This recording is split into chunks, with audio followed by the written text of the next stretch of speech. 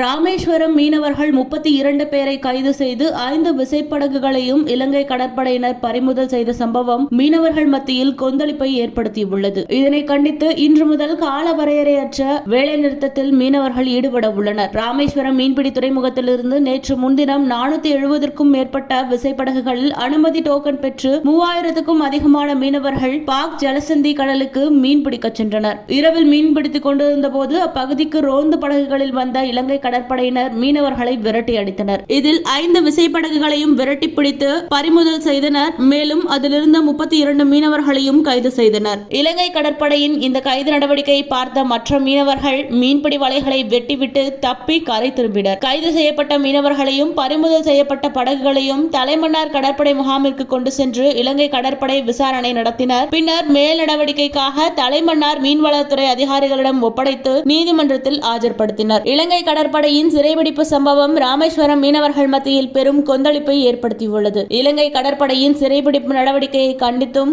கைதான மீனவர்களை விடுவிக்க வலியுறுத்தியும் ராமேஸ்வரம் மீன்பிடி துறைமுகத்தில் அனைத்து விசைப்படகு மீனவ சங்கங்களின் அவசர ஆலோசனை கூட்டம் நடைபெற்றது. இதில் மீனவர்களையும் படகுகளையும் விடுவிக்க மத்திய அரசு உடனடியாக நடவடிக்கை எடுக்க வேண்டும் என வலியுறுத்தி இன்று முதல் மீனவர்கள் காலவரையற்ற வேலைநிறுத்தத்தில் ஈடுபடுவது என தீர்மானிக்கப்பட்டது. அடுத்த சில தினங்களில் மாநிலம் தழுவிய மீனவர்கள் போராட்டம் குறித்த அறிவிப்பும் வெளியாகும் என மீனவ சங்கங்கள் தெரிவித்தன. இந்திய இலங்கை கடல் எல்லையில் தமிழக மீனவர்களை இலங்கை கடற்படை கைது செய்யும் சம்பவங்கள் இதுவரை இல்லாத அளவிற்கு அதிகரித்துள்ளது. இம்மாதத்தில் நேற்று வரை 66 மீனவர்களை கைது செய்து 11 விசைப்படகுகளையும் இலங்கை கடற்படை பறிமுதல் செய்துள்ளது. இந்த ஆண்டு துவங்கி 2 மாதத்தில் 131 தமிழக மீனவர்கள் கைது செய்யப்பட்டு 18 படகுகள் பறிமுதல் செய்யப்பட்டுள்ளன. இது தமிழக மீனவர்களின் வாழ்வாதாரத்தை முடக்கும் செயல் என மீனவர்கள் கண்டனம் தெரிவித்துள்ளனர்.